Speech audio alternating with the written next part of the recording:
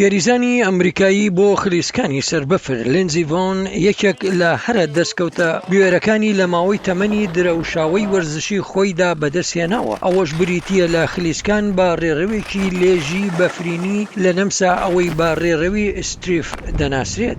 The strife is literally the pinnacle of downhill, period. It's the hardest track. ڕێڕەوی بەفرینی ستریف بەمانەی وشەلێشترین ڕێڕە و دژوارترینە لە جیهاندا. چەندان کەس لەسەر ئەم ڕێڕەوە گیانیان لەدەستدا و خودی خۆشم هەستم بەو سەختیە کردووە.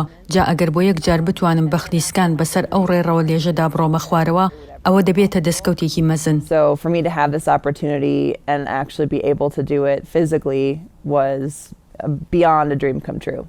ڕێڕەوی بەفرینی ستریف بۆ خلیسکانی سەربەفر بە یەکێک لە هەرە دژوارترین ڕێڕەوەکانی بەفرین لە جامی جیهانی خلیسکان لە چیای ئەلپ بەڕێوە دەچێت و تەنها پێشبڕکێی خانمان بۆ خلیسکانی سەربەفر لەوێ ساز دەکرێت.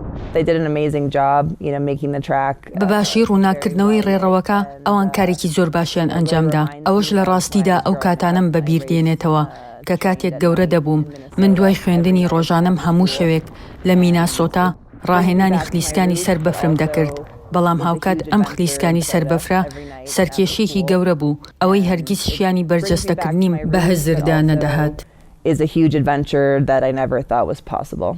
یاریزانی ئەمریکایی بۆ خلیسکانی سەربەفر لێنزی ڤۆن مێژووی خوڵقاند هەر وەک بە زۆری لە ماوەی تەمەنی وەرزشەکەیدا بەدەستی هێنا. ئەوەش بەوەی کە ببێتە یەکەم ژن لە تاریکی شەودا و بە خێرایی پتر لە 100 کیلۆمەتر لە یەک کاتژمێردا بەسەر بەفری چیادا بە خلیسکان بێتە خوارەوە. لێنزی ڤۆنی تەمەن 38 ساڵان ئەوەی لە ساڵی 2019دا وازی لە خلیسکانی سەربەفر هێنا دوای ئەوەی ژمارەی پێوانەیی جامی جیهانی لە 82هەمین پێشبڕکێ بەدەست و ئەو خانمە ئێستا ئامادەیە بۆ ئەنجامدانی تاقیکردنەوەی خلیسکان و ناوبرا و خۆشحاڵ بوو کە بتوانێت بگاتە کۆتایی ئەو ڕێڕەوە لێژە بەفرینەیە و ئەوەش دوای برینداربوونەکانی ئەژنۆی بەسەختی بە درێژایی تەمەنی کاری وەرزشی. سمکۆ عەزیز، دەنگی ئەمریکا.